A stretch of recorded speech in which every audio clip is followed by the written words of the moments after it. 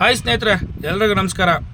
ಇವತ್ತು ನಾನು ಹೋಗ್ತಾ ಇರೋ ಪ್ಲೇಸ್ ಬಂದು ತುಂಬ ಅದ್ಭುತವಾದ ಪ್ಲೇಸು, ತುಂಬ ಚೆನ್ನಾಗಿರೋಂಥ ಪ್ಲೇಸು. ಯಾರು ಸ್ಕಿಪ್ ಮಾಡಿಬಿಡಿ, ಪೂರ್ತಿ ವಿಡಿಯೋ ನೋಡಿ. ಆ ದೇವಸ್ಥಾನ ತುಂಬ ಪವರ್ಫುಲ್ ದೇವಸ್ಥಾನ ಸ್ನೇಹಿತರೆ.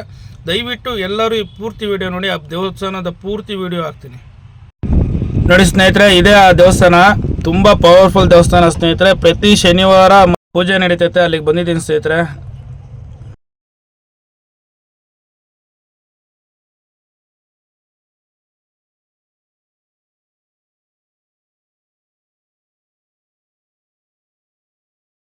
ಈ ದೇವಸ್ಥಾನ ಬಂದ್ಬಿಟ್ಟು ಊಡ್ಗೆರೆ ಹತ್ರ ಇದೆ. ಊಡ್ಗೆರೆಯಿಂದ 4 ಕಿಲೋಮೀಟರ್ ದೂರದಲ್ಲಿದೆ ಸ್ನೇಹಿತರೆ. ಬೈಲಾಂಜನೇಯ ಅಂತ ಸ್ವಾಮಿ ದೇವಸ್ಥಾನದ ಹೆಸರು ಇದು.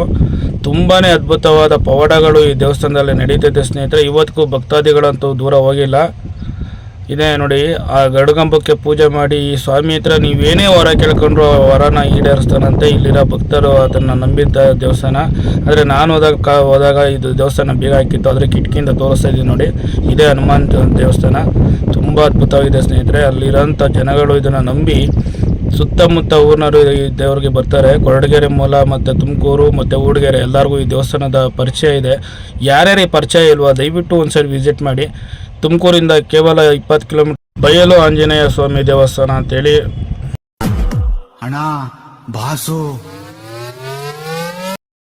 ನೋಡಿ, ಹನುಮಾನ್ ಪ್ರತಿಮೆ ಮಾಡಿ ನಿಲ್ಲಿಸಿದ್ದಾರೆ. ತುಂಬ ಅದ್ಭುತವಾಗಿದೆ ಸ್ನೇಹಿತರೆ. ಯಾರ್ಯಾರು ಭೇಟಿ ಮಾಡ್ತಾರೋ ಮಾಡಿ ನೋಡಿ.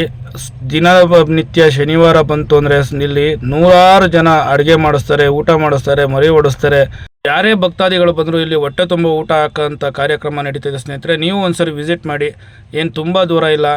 ತುಮಕೂರಿಂದ 20 ಕಿಲೋಮೀಟರ್ ದೂರದಲ್ಲಿರುವ ಊರ್ಗೆರೆಯಿಂದ 4 ಕಿಲೋಮೀಟರ್, ಕೇವಲ 4 ಕಿಲೋಮೀಟರ್ ದೂರದಲ್ಲಿದೆ ಸ್ನೇಹಿತರೆ. ಈ ಅರಳಿ ಮರ ಅಂತೂ ತುಂಬ ಹಳೆಯದು, ತುಂಬ ಇಷ್ಟ ಆಯಿತು ಸ್ನೇಹಿತರೆ. ಈ ಪ್ಲೇಸ್ಗೆ ಹೋದಂದರೆ ನಮ್ಮನ್ನು ನಾವೇ ಮರ್ತೋಗ್ತೀವಿ, ಅಷ್ಟು ಒಳ್ಳೆ ಪ್ಲೇಸು. ದಯವಿಟ್ಟು ಒಂದ್ಸರಿ ವಿಸಿಟ್ ಮಾಡಿ.